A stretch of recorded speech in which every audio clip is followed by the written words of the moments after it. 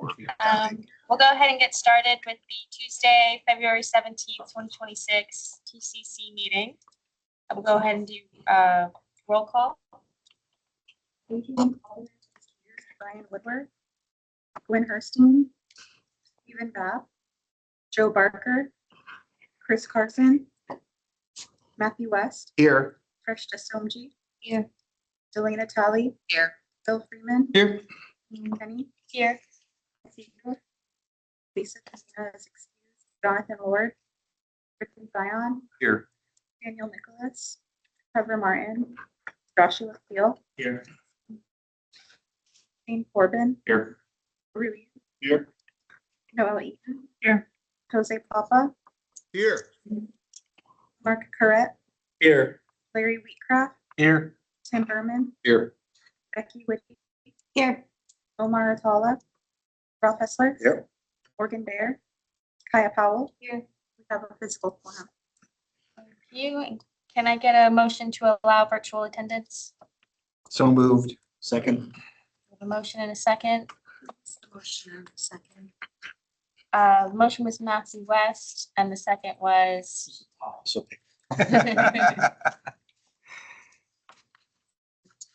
For me. You take the next one. okay, all those in favor say aye. Aye. And now we'll stand for the Pledge of Allegiance.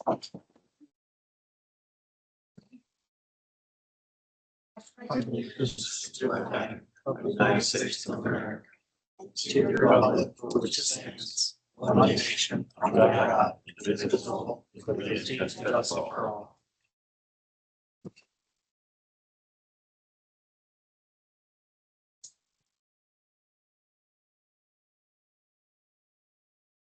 All right, and are there any members of the public who wish to make public comment?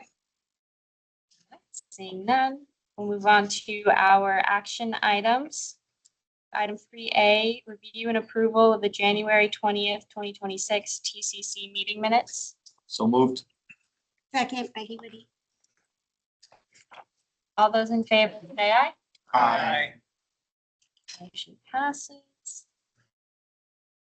Then we have item 3B, review and recommend approval of draft fiscal year 26-27 to fiscal year 27-28 Unified Planning Work Program task activities for FDOT and FHWA review.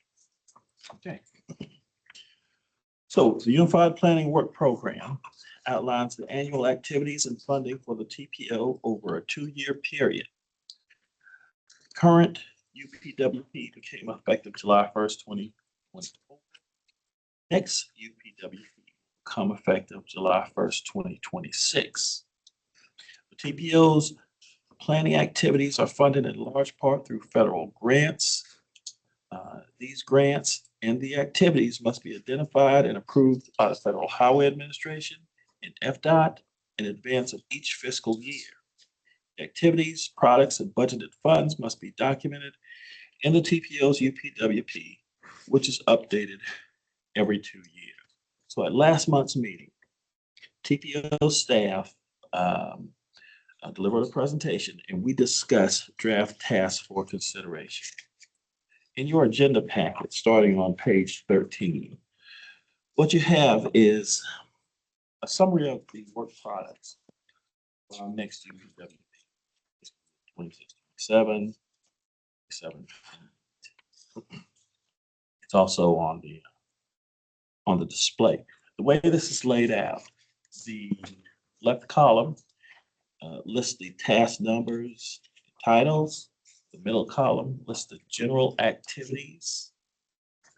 Right column lists the a detail of the key projects and deliverables. So when we had the discussion last month, one of the projects we discussed was an update of the transportation impact analysis guidelines. These guidelines were adopted in 2016, and they're long due for an update. And you'll see that this is one of those projects that's included in the next UPWP, one of the recommended projects. We also had a discussion with the other advisory committees, Bicycle and Pedestrian Advisory Committee, Citizens Advisory Committee, Board, and feedback was received from them on other projects. VPAC, there was quite a bit of discussion updating our adopted bike ped plan, which dates back to 2015, I believe. Update of the bicycle suitability map. At the CAC meeting, the public safety public service announcements suggested. The TPO board suggested conducting an electric bicycle safety improvement study. All of those projects are in the draft UPWP. Now, we're still open to accepting suggestions for these projects, okay? Because this is a draft. It won't be the only draft. This draft, which is a summary of the work products. It does not include the budget. This draft will go to FDOT, Federal Highway, for review. It'll come back. Just another draft. And part of what we will include is additional feedback. We'll put a budget to that draft of activities and projects. And the idea is to adopt this in April. And the final draft, you'll see the revised version of this proposed plan, along with the financial aspects of it as well. Now, a lot of these activities, a lot of these projects, some of them are conducted annually, some of them are ongoing. A lot of those are carried forward from the current UPWP into the new. However, there are as-needed activities such as the TIA guidelines that are conducted on an as-needed basis, and as such, they may not be completed in any particular two-year UPWP cycle. That's the case with the TIA guidelines. We didn't tackle it in the current UPWP. We will attempt to tackle it in the next one. And it will be a priority. And what the TPO will try to do is take your feedback and use those as priorities going forward. Because as you know, innovation is something that's a core function of this TPO.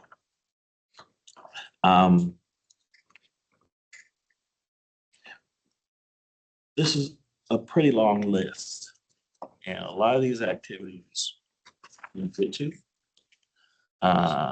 When we don't get to a project or an activity, it's due to limitations in our resources, both from a financial standpoint, money, and from a staff standpoint. As you know, we have a staff of 5. We do use consultants for some of these projects.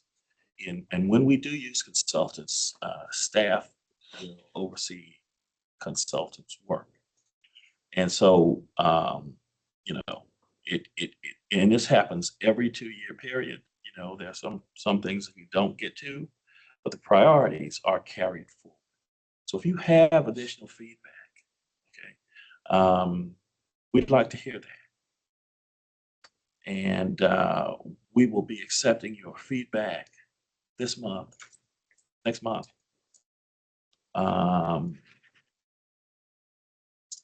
And probably the end of March next month will be when we'll have to set a deadline for accepting feedback. Because again,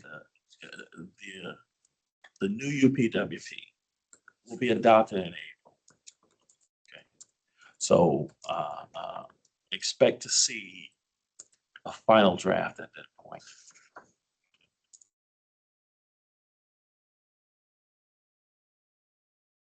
Are there any questions or comments regarding any of the projects or activities, any of the deliverables in this summary?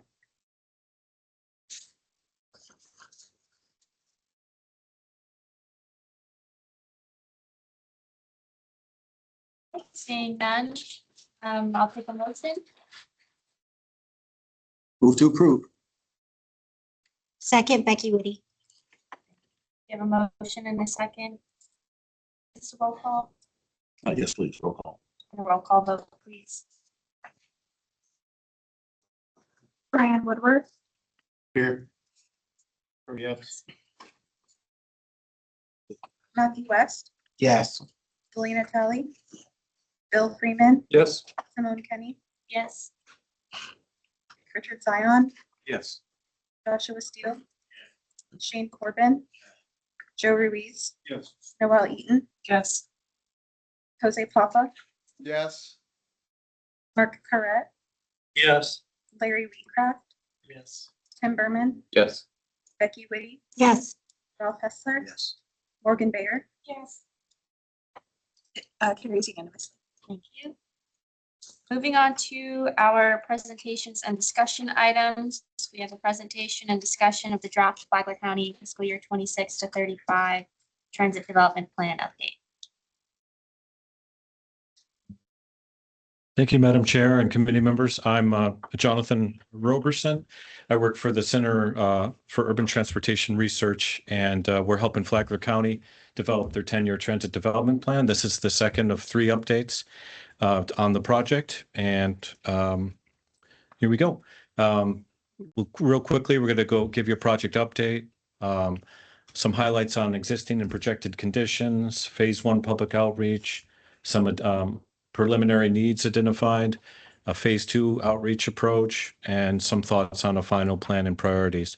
This is for public transportation services for the next 10 years in Flagler County. Their service area is the whole county and these municipalities shown here. This project started last September, and we're hoping to wrap up with the final TDP that's approved by the Flagler County Commission in March and submitted to FDOT at the same time. So taking a look at Flagler County as a service area is a big part of this plan. Current trips and service that the county provides to folks who qualify. This gives you an idea of some of the origins destination groupings of current transit services in the county, very much centered around Bunnell, Palm Coast, I-95 corridor, some Flagler Beach, and so on. Their system is showing some ridership rebound past the toward the pre-COVID levels. And it's all kind of in a environment where a county that's projected to double in population from 2010 to 2050. So it's a kind of quickly growing area and one that doesn't have any really general public transportation right now. So we're taking a look at any other transit supported populations that might be in the county in clusters. And these maps give you an idea of 4 types of populations where transportation might be needed, where there's high household densities, higher poverty rates, 0-car households, and multifamily units, typically clustered where you see some of the current transit service usage now. As a employment and jobs situation in the county, it's kind of an interesting county. It takes a little to understand the figure in the middle, but currently about 13,000 folks commute into Flagler County to work. Just over 14,000 live and work in Flagler County, and Flagler County exports almost 33,000 residents to surrounding counties for jobs every day. So there is some demand kind of in the middle there of folks that live and work there or come in in to work there. And looking at the TPO's 2050 plan, employment in just about every sector, industrial, service, commercials, is expected to double by 2050.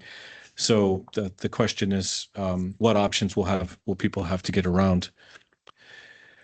When we took a look at the current Flagler County public transportation services compared to similar sized counties that have a little more general public transit services out there, but when just looking at their current type of service, they perform pretty well and pretty efficiently. I'm not going to go over this whole table, but typically these types of performance measures by cost and ridership and so on indicate Flagler does more with less, a little less resources, drivers, vehicles out there, but they tend to bunch up in their trips and have deliver a pretty good bang for the buck. That bodes well if they are looking at expanding services in the future. So late last year, we started reaching out to the public, including this committee. We had an online social media survey. We surveyed passengers and drivers, talked to stakeholders in the community, and found out a lot of interesting things about the state of public transportation in Flagler County and maybe where it should go.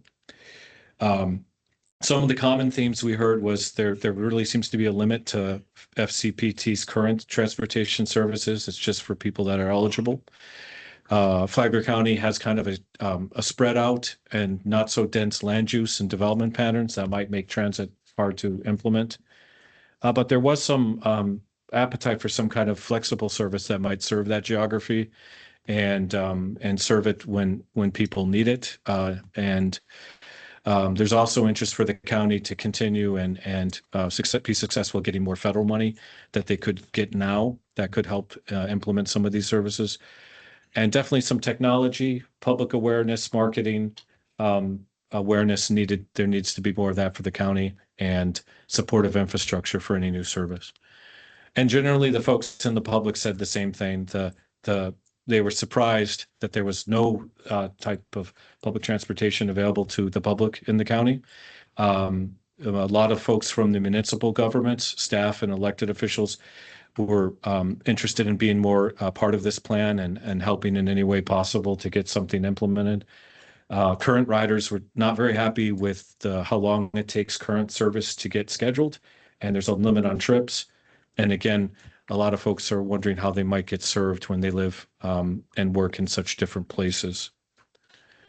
So when we did an online survey, we had almost 400 responses back. This is from anybody that lives or was visiting Flagler County could do the survey. So it was kind of geo-fenced.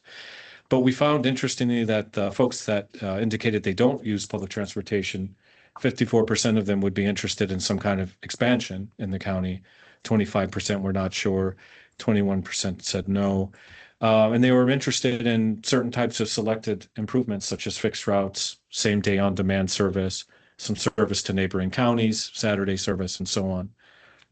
Passengers kind of indicated some of the same things. They're pretty happy with the service, except the limitation on trips. There's not enough drivers. Sometimes there's some scheduling quirks that could be cleaned up. But they were also interested in seeing more service, including same-day scheduled, Saturday on-demand service, weekday evening service improvements. And when we surveyed drivers, again, this is exhaustive. The drivers would like to see some improvements in the existing system, the way it's run, the compensation for drivers. And but we're also interested in expansion of service, that a lot more same-day trips, trips on corridors, on-demand service, and so on. So taking that all away, when we do these plans in other counties, we just kind of like to summarize it all. But we found that the county is running efficient service now, but they need more service and some improvements to the scheduling and number of drivers and so on.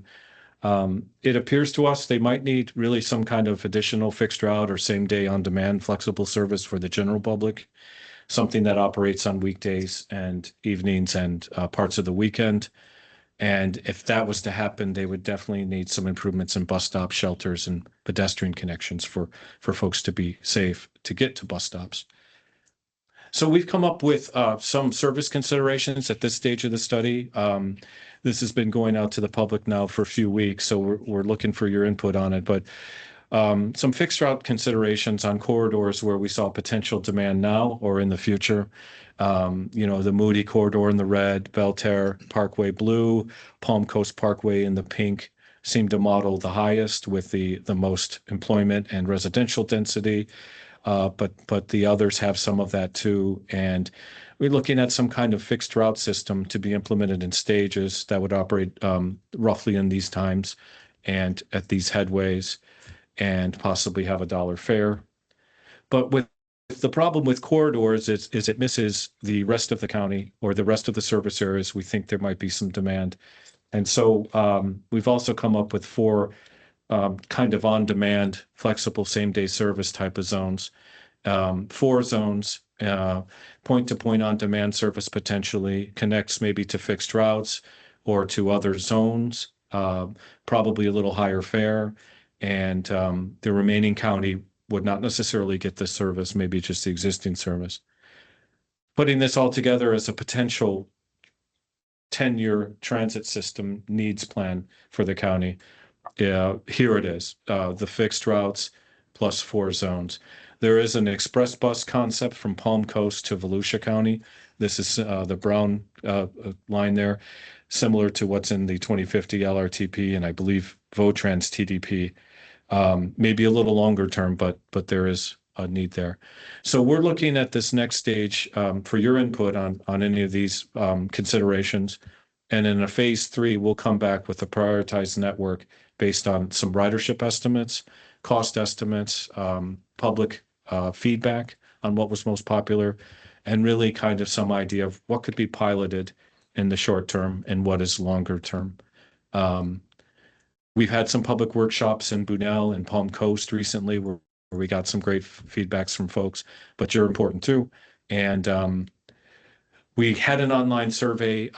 Most of the public information officers from each municipality in the county were able to pulse this out, as Pam was. So we appreciate that. That closed Friday, but that was also asking folks to prioritize the service alternatives and other things they may want to see in other parts of the county or the region. This all leads up to coming back to a final plan again next month that we would present and look for adoption from the county commission and submit to FDOT District 5 next month. But any thoughts? I didn't want to go over each slide in detail, but what do you guys think of a proposed network? Anybody? Would there be any benefit also having a route that links Palm Coast Parkway down to 100? Basically goes up and down the interstate, transferring people that want to go to the north part of the city, vice versa, Along the interstate. like the Brown route, but just further up? Yeah. Possibly, yes. We didn't see as much employment in St. Johns County. St. Johns County does a transit development plan in 2027, so we'll also be curious to see if they connect something to the county or Marineland or something. So it would be longer term, but it's something we could kind of consider on the longer term list, I suspect. Jonathan, this is Jose Papa. I'm online. I heard you say that there are a number of service improvements that are going to be included in this plan. Is it also the plan to maybe set like thresholds or give some idea of priority as to how the system can be improved, let's say in a step-by-step manner? Like would be a good start to get you to a next phase of improvement? Would that be included in the study? Yes, hold on. There was one more question in the room, Oh, I'm sorry. and I'll get to that. I apologize. What was the last? You said there was like 33,000 commuters. So how many are really heading to Daytona versus heading to St. John's? We'll have that in the final plan. There's a few west, but much less. But it was less St. Augustine, even some Jacksonville, of course. But enough for an express bus service. I think it would take some time. Back to your question, the second question, we will recommend to the county that they implement this in stages where I think they get the most efficient bang for the buck, the most ridership, the services that they need the most. So it's really a good question about metrics that make sense. When you get a transit plan like this for a 10-year time period, I can guarantee you there's not enough money from state and federal sources to do all of these options. And there's usually not an appetite for the local governments to pay for it all either. So you really do have to prioritize and come up with the routes that they'd like to see first. What we recommend often is piloting projects to see what works and what doesn't and what sticks. From what I've seen in the early ridership numbers, the Moody Corridor, the Belterra Parkway, Palm Coast Parkway, the Southwest Zone, these kind of model the highest where there's the most employment, residential, institutional destinations. So my guess is there's a little bit of a core, and then the county will need to decide where it wants to serve after that in stages. So I hope that answers your questions, because it's a great point. You want to put the limited resources where they're most successful first. Yes, that does answer the question. As a follow-up, you talked about a little bit about funding and where those sources might be. Would the study include potentially a list of funding sources, and not just federal or state funds, but also the different ways that transit is funded in other municipalities, the common one, gas tax, and maybe a portion of your sales tax, or maybe even dedicating a portion of your ad valorem to, if that's even legal, or I don't know. But I guess just for informational purposes, I'm not saying that you need to make a recommendation on those, but to allow decision makers to help come to some conclusions about how we could move transit up the road up a bit in Flagler County. Real quick, absolutely. The last chapter of this TDP will be a detailed financial plan that gives you an idea of all potential funding sources and some of the lowest hanging fruit priority wise of projects that can be implemented based on reasonable assumptions, like some of the local money you've mentioned, but there's also some state grants for new services that can be pursued, and some additional federal money. So we'll try to put that all together in a final financial plan, which you'd see in the next phase and in more detail in the plan, because it's not an industry. The funding of transit's not really always very clear, and so these plans try to clarify that. It's not all, you don't see it all in the MPO process, for example, all the funding possibilities. So that's our job, to try to get you a kind of clear financial plan in this next stage. Yes. So a final question. The same day on-demand service, am I to assume that you can only call once and take to a destination once in a day? Is that why this I wouldn't say complaint, but issue is brought up through the surveys? Is that what that is? I wouldn't say there's any limitations set yet on that. I think what happens in a lot of communities that do this service is they do have to come to some kind of priority, work, school, job, training, education, something. So that would be something they would have to figure out. You'd want to set a program to what the community wants the goals to be for the service. So I think it'd be early days to say that there would be a limitation on that. I think the existing service for ADA and transportation disadvantage, there's a lot more limitations on those funding sources for the type of trips and the availability of trips due to driver shortage. So that I'm not sure about. The county is also looking at possibly some Uber type of service to help with some of this. So this would all be kind of hopefully settled in the final recommendations. But when they kick off service, I think you'd see more work on those types of details. Mhm. Okay. I'm not sure if that answered your question, but Yeah, no, it does partially. I was just curious about what the limitation was with the same day on-demand service, and I think we can maybe I can maybe send you an email to just get clarification, or I can ask Flagler County themselves about what that is. It sounds like it's a limitation on how much I can use on demand in any particular day. It's the way it sounds to me. yeah, again, there isn't any on-demand service for the Okay. general public right now. So, Right. so it would be, if it's a recommendation, that's helpful too. Yeah. All right. Thank you so much. Same day, it's not, you have to book at a day in advance or anything like that. Yeah. Currently, you have to book for the TDADA two okay. weeks out. But on Yes. this type of service, same day, typically you could see an hour, half-hour wait. Gotcha.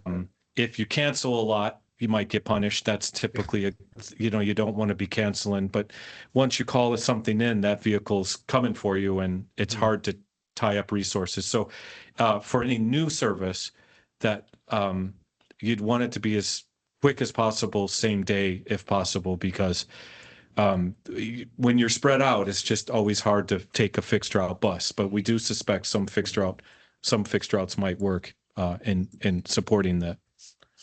But I hope that helped too. That's it. Thank you so much.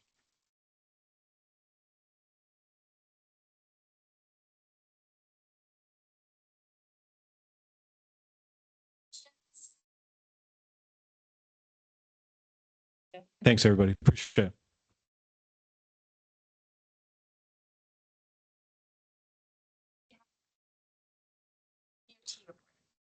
Good afternoon, Kaya Powell with FDOT. Just a couple of updates, and before I begin, your construction report is included in your agenda packet. If you access it online, all of the projects are hyperlinked to CFL Roads, where you can get the latest information, updates, you can see events, and additional information there. To begin, we got a couple of upcoming projects that I wanted to call out. The first one is State Road 600 at the intersection of Lockhart Street. This is a safety project, improving pedestrian safety, construction of new signal poles, and curb reconstruction to meet ADA regulations. And that's supposed to start this month, as well as the State 44 bridge bearing rehabilitation. I called that out last month. It is still starting this month, and that's just to replace displaced and deteriorating barrier pads. The next item I want to get into is at the end of January, FDOT hosted its Central Florida Construction Career Days that we have every year. The department partners with industry leaders to host an event in Volusia County at the fairgrounds, and it includes 57 high schools and technical schools from Brevard, Lake, Marion, Orange, Osceola, Seminole, Sumter, and Volusia County to get hands-on experience in the field. This allows high school students to go in and go around to booths that they're walking around throughout the day to try out just kind of different aspects of construction and give them an idea of maybe future career goals. So that's always a really fun event. We have that every year. So if you know high schools looking for stuff like that, I recommend you look into that as it comes up next year. Lastly, I've got February campaigns. February 6th was Florida School Crossing Guard Appreciation Day.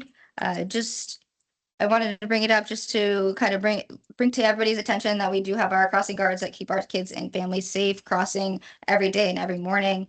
And want to remind everybody to make sure they're yielding to pedestrians in marked and unmarked crosswalks, and then also coming to complete stop when your crossing guards ask you to, and then waiting for them to release you before you go. And it's never, a bad day to give a little appreciation to any crossing guards. So as you come across them, a wave, a thank you, a note is always appreciated. Lastly, for real last, we have project resources, CFL Roads, I-4 information beyond the ultimate, and then their safety website on there. At the bottom is my information for any questions that you might have that might come up after the meeting. And then that's all I have. If you have any additional questions, I'm happy to try to answer them now or look at them with you after the meeting. Thank you. Then we have our Volusia County and Flagler County construction reports, which I believe are included in the packet. So if anybody has any questions or comments. And then finally moving on to staff comments. I know Colleen has a comment. Yes, good afternoon. Sorry I'm not able to be there with you all in person today. And I thank Stephen for filling in for me and providing the information to you. One comment that I have is last week, you all should have received an email from FDOT Jeremy Dillmore regarding the new model. So FDOT is currently developing their new model. They have recently switched to doing a 2025 base. And so they are looking for input on the road network, centroid connectors, and TAZ structure at this point. So if you have not received that email or if you have difficulty accessing it, please let me know. But again, it's a GIS tool where you can go in and put your comments specific to your particular jurisdiction for road network, zonal connection, and TAZ zone structure specific to 2025 base. And then the other comment I have is just a reminder that our call for projects does close next Friday, February 27th at 4 p.m. Thank you. Just one comment. Last couple weeks, there have been some Bike Walk Central Florida Best Foot Forward sign waving events. The first one was in Bunnell on State Route 100 in Chapel.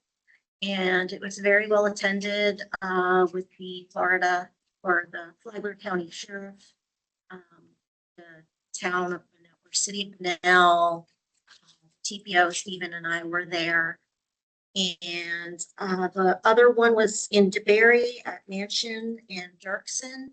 And I was not at that one, but they said that the sheriff was doing almost an all-out enforcement at the event. So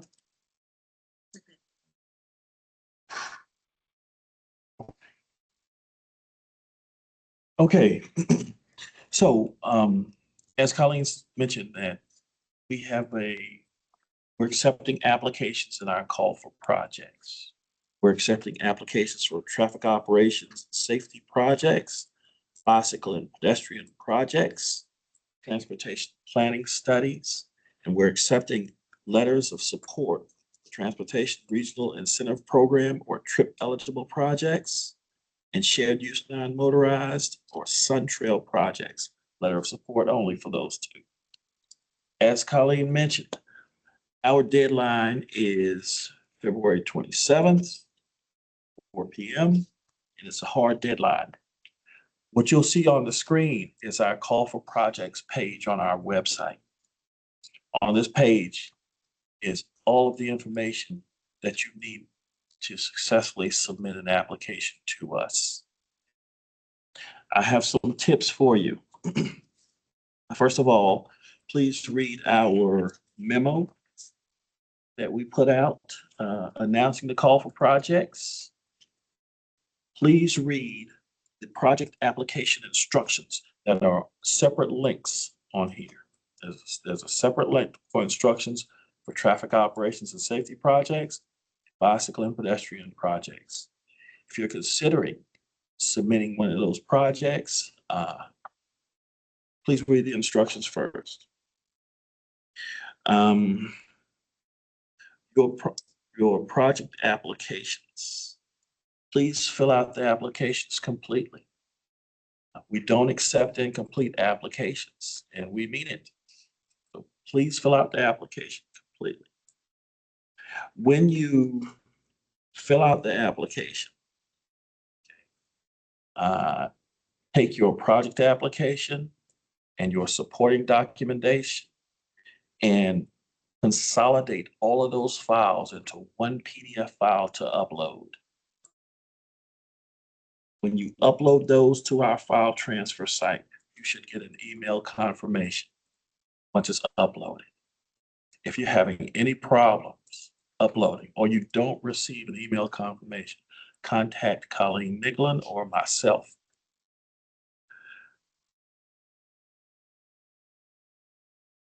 Now, you'll need to fill out FDOT's project information application form sometime before the project.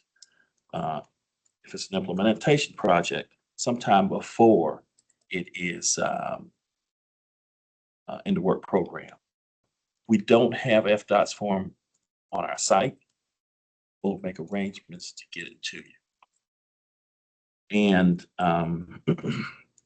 finally, the subcommittees will be meeting to score these projects during March and April. As we normally do, we will schedule the subcommittee meetings separately. I normally schedule the meetings for the BPAC Project Review Subcommittee. Colleen schedules the TIP subcommittee meetings. If you submit a bicycle and pedestrian project application, I'll be in touch with you as the project sponsor and invite you to the meeting where the subcommittee will review the project applications and score them. It's very important that if you submit a project, that you come to this meeting so you'll be available to answer questions from the subcommittee. And they'll be able to take your information and help score your project. Don't have times or dates yet, but we'll let you know. So that's it. Are there any questions about this information or the information you received last month during the Call for Projects workshop that Colleen gave? Any questions? I have one question. Yes. You mentioned letters of support. Is that one of the other projects or is that needed for each traffic and bicycle? Let me explain. We ask you to submit a letter of continuing support for any project that's ranked on our priority list. Also ask you to submit updated cost estimate for any project on our priority list that is unfunded. The deadlines are the same for the project applications, letters of continuing support, and updated cost estimate, as well as the letters for the TRIP projects and the Sun Trail projects. Same deadline, February 27th at 4 p.m. Again, if you have any questions, direct your questions to Colleen Nicklin, especially for the traffic operations projects and the transportation planning studies. Direct them to me for the bicycle and pedestrian, Sun Trail projects.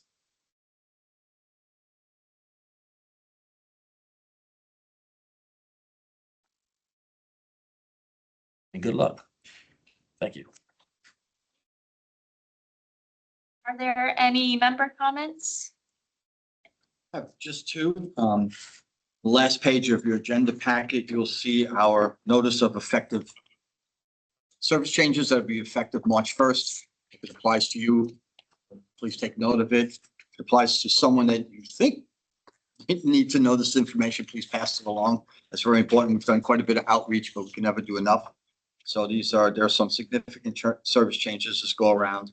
Additionally, out on the counter in the back is a copy of our 2025 TDP update, which we have to do annually. Now we have to also pass it through the TPO, which we're doing. And this will be our last update. We, as Flagler is having it starting this April, we will be doing our major update, which will be due in March of 2027 to FDOT. So just FYI, thank you. Any other comments? All right, and you have some more information items in your packet, and I believe there were some more on the counter as well. With that, I'll take a motion to adjourn. So moved. Second. All right, thank you.